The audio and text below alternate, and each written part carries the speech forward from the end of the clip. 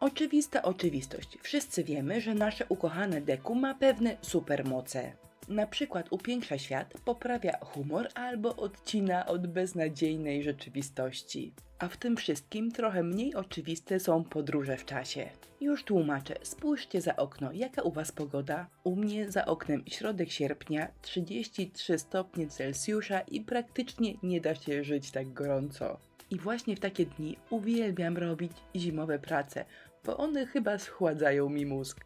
Mam taką malutką pracownię, zamykam za sobą drzwi i zabieram się za zimę. Dziś, jak widzicie, butelki, ale jeżeli macie ochotę, to rozwiązanie można zastosować na pudełkach albo bombkach. Butelki myję płynem do naczyń, maluję na biało i zabieram się za przepiękną serwetkę. Rozdzielam, ponieważ potrzebna mi jest jej tylko górna warstwa i zacznę wyrywać wzory. Używam do tego pędzelka i zwykłej wody. Po prostu rysuję linię w miejscach, gdzie chcę rozerwać serwetkę, a potem to już ona się sama rozłazi. Najłatwiej klei się na płaskich powierzchniach. Na butelkach to już nie jest takie proste, więc najlepiej podzielić wzór, bo wtedy mamy pewność, że klejenie pójdzie nam gładko. Czyli czym mniejszy kawałek serwetki do przyklejenia, tym ładniej nam to się przyklei. Wzór po prostu przykładam do butelki, a potem klejem smaruję wyłącznie od góry. Każde pociągnięcie pędzla od razu przykleja mi serwetkę do butelki. Jeżeli u Was tak się nie dzieje i jeżeli pędzel odrywa Wam serwetkę od powierzchni zamiast ją przyklejać, to znaczy, że kleju na pędzlu macie za mało.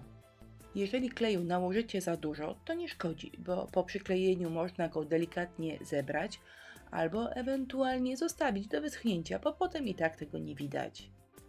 Na wysokich butelkach przyklejam domki, a na tej małej tylko drobne wzory, bo domki mi się po prostu nie zmieściły. Gdy klej wyschnie, wszystkie butelki jeden raz lakieruję lakierem akrylowym matowym.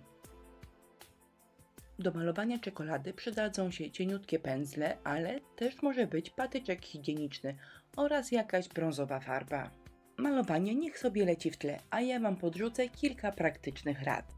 Jaki kolor farby wybrać? Prawdę mówiąc, chciałam, żeby to była ciemna czekolada i szukałam ciemnego brązu, ale obecnie zastosowałabym jakiś jaśniejszy, bo wydaje mi się, że jak już to wszystko pomalowałam, to troszkę jaśniejszy brązik wyglądałby lepiej.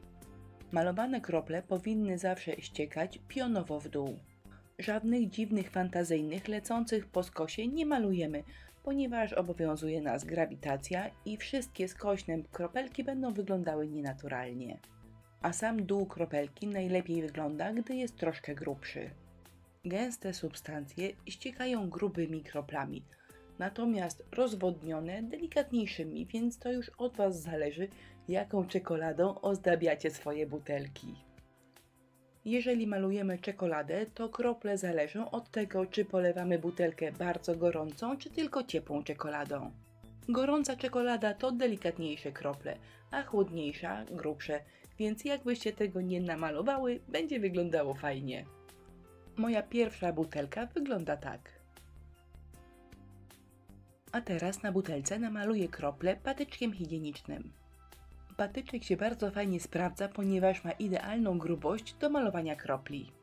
Może pędzelkiem jest bardziej profesjonalnie, ale patyczkiem naprawdę wychodzi super.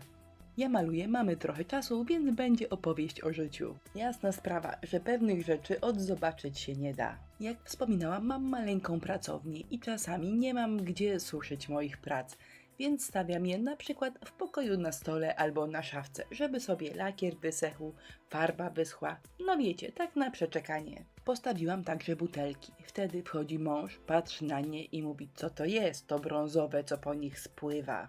A co ci to, kochanie, przypomina? Zapytałam. No i wtedy Grzegorz niewinnym wzrokiem łypnął w stronę toalety. No cóż, stało się, nie mogę tego odzobaczyć. Druga część zabawy z czekoladą, czyli lecimy z odbłyskami. I tutaj dwie polecajki. Po pierwsze, warto korzystać z dobrej, napigmentowanej farby. A po drugie, rozbłyski zawsze robimy tylko z jednej strony.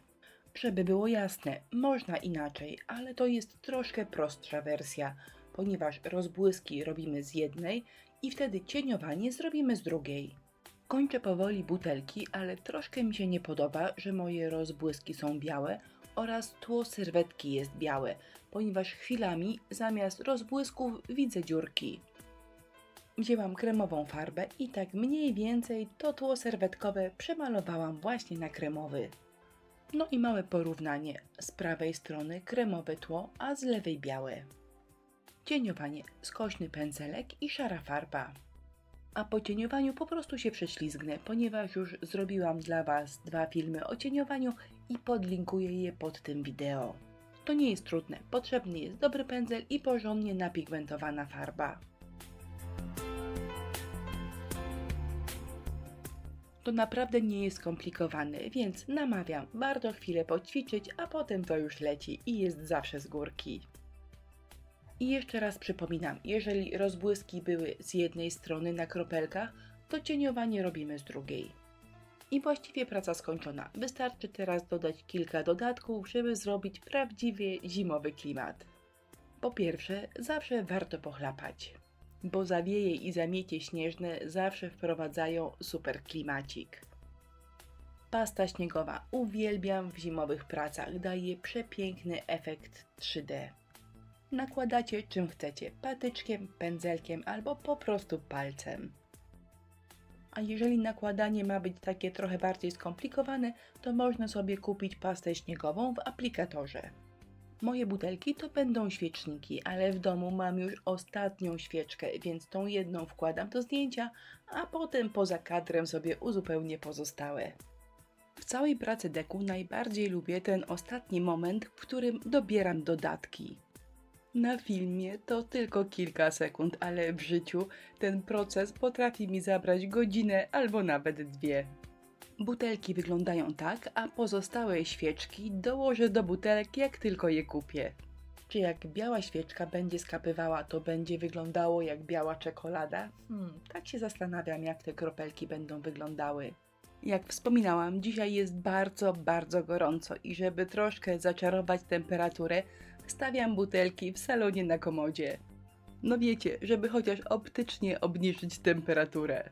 A potem do listopada będą czekały w szafce na swoje 5 minut. Jeżeli Wam się butelki spodobały, to koniecznie zostawcie komentarz, a jeżeli Wam się bardzo spodobały, to zasubskrybujcie mój kanał. To dla mnie najfajniejsza nagroda. Jak zwykle listę produktów, których używałam w filmie, zamieściłam w opisie tego wideo. Dziękuję za uwagę i zapraszam na naszą cudowną grupę na Facebooku. Link jak zwykle w opisie.